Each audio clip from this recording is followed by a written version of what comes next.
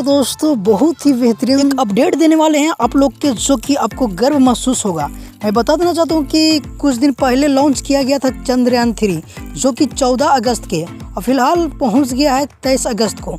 तो पूरी सुरक्षित के साथ सॉफ्ट लैंडिंग करा दिया गया है 23 तारीख को, जो कि शाम को कराया गया था 6 बजे। और चंद्रमा पे वहाँ पे बहुत ही रिसर्च किया जाएगा, जो कि 14 दिन का समय लिए हैं इसरो ने।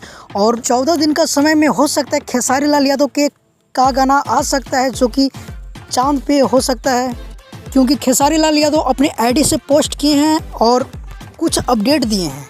क्योंकि भारतवासियों का फर्ज होता है हेल्प करना, तो हो सकता है खेसारी लाल यादव अपने गाने के माध्यम से कुछ बोल सकते हैं।